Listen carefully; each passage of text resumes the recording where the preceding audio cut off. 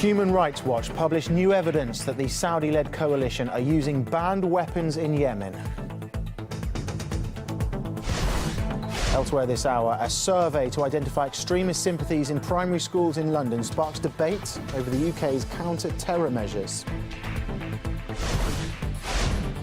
And America's Patriot Act spy law expires, blocking the NSA's right to harvest private phone data. But the Senate is considering a new bill which could bring snooping back.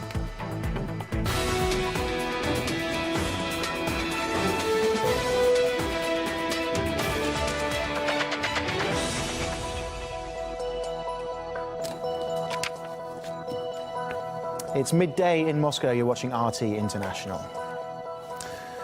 The Saudi-led coalition is continuing to use banned cluster bombs in Yemen. That's according to new evidence published by Human Rights Watch. The weapons are prohibited by a 2008 treaty adopted by 116 countries. However, Saudi Arabia is not among them. The organisation pointed to a direct threat to civilian life from the use of the munition. Human Rights Watch investigated several cluster bomb attacks. They claim one of them was definitely committed by the Saudis, as the bomb was airdropped, and they're the only ones who have aircraft in the area. They called for all Saudi supporters, including the United States, to denounce the use of the weapon.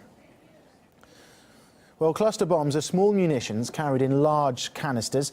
When launched, they scatter over a wide area, about the size of a football pitch.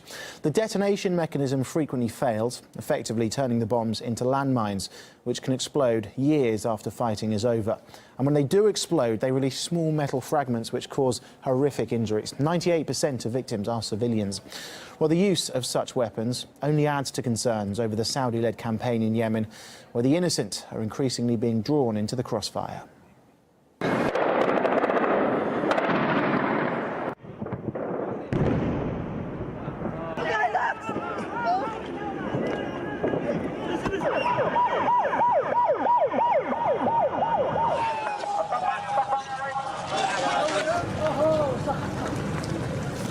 Well, this is footage allegedly showing a Saudi cluster bomb attack in Yemen in April. We spoke to Belki Willie from Human Rights Watch. She says it's often children who are the victims.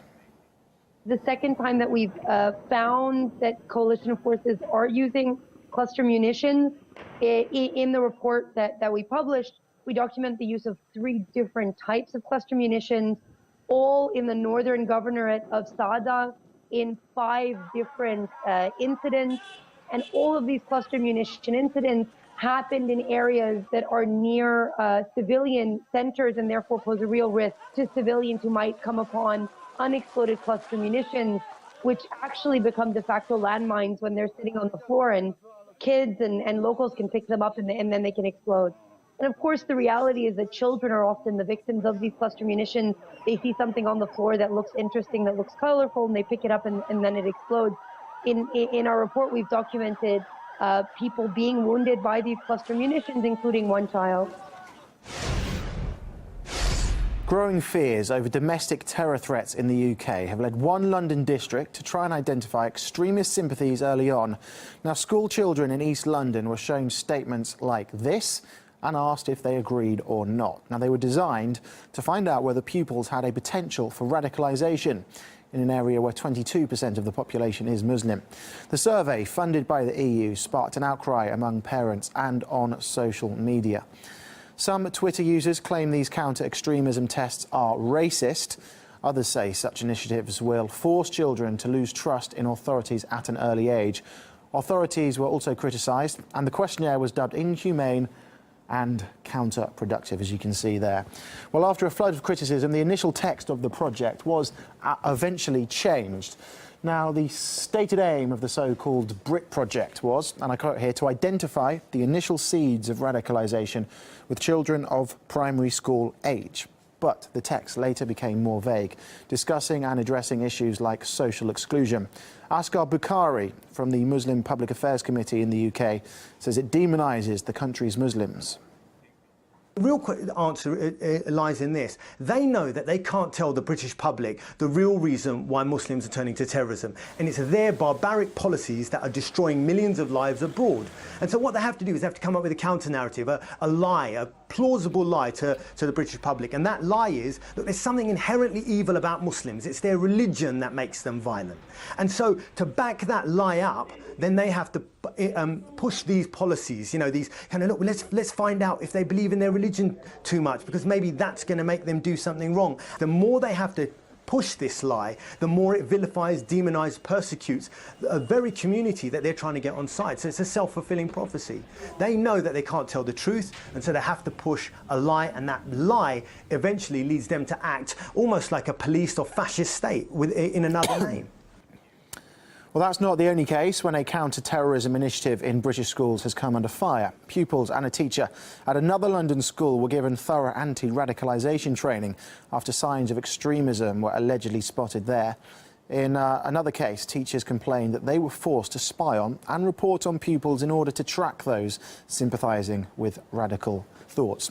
Simon Maybon, international relations lecturer at Lancaster University, says the majority of teachers disapprove of this kind of initiative.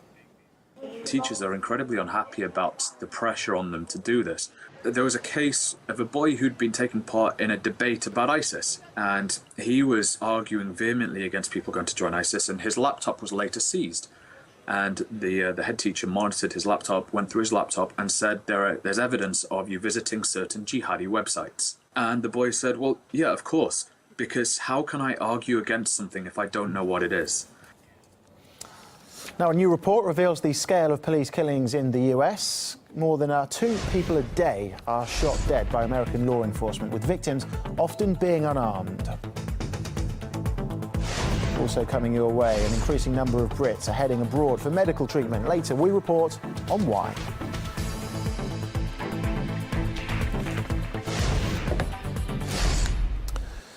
America's National Security Agency no longer has the legal right for the bulk collection of US citizens' phone data. The section of the Patriot law, which allowed mass spying, has expired after a failed debate in the US Senate. Well, they are, however, still allowed to collect data for ongoing investigations. Senators have now agreed to advance a bill known as the Freedom Act to substitute the expired act. According to proposals, the government will no longer collect citizens' phone records. Telecommunications companies will do it instead, and the NSA will need a warrant to get access to those records. Kevin Zeese, co-director of popularresistance.org, believes it's just another way for mass surveillance.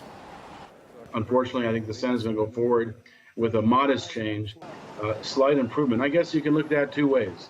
It is a slight improvement. It's the first time the Patriot Act's lost any power, but it does also institutionalize the practice of this kind of snooping and provides now a new way of handling it, and it combines corporate and government working together, which is always dangerous in the United States.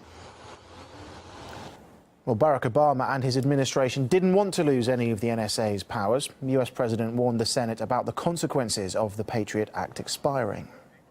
I don't want us to be in a situation in which, for a certain period of time, those authorities go away and suddenly we're dark, and heaven forbid we've got a problem where we could have prevented a terrorist attack or apprehended someone who was engaged in dangerous activity, but we didn't do so simply because of inaction in the Senate.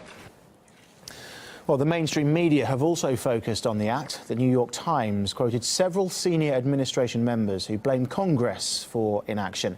Journalist and lawyer Glenn Greenwald slammed the article, calling it propaganda. It's just government propaganda masquerading as a news article, where anonymous officials warn the country that they will die if the Patriot Act isn't renewed immediately. It's a perfect museum exhibit for how government officials in both parties and American media outlets have collaborated for 15 years to enact one radical measure after the next and destroy any chance for rational discourse about it. Well, Kevin Zeese again thinks it's only scaremongering to justify snooping. You have President Obama, you have the leadership in Congress on both sides of the aisle, you have people from the security state all telling Americans that lives will be lost if we lose this ability to spy on you. And so it's the classic, safety, your safety versus your privacy.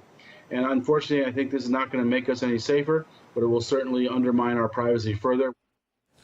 You're watching RT International. We've got more news coming your way after a short break.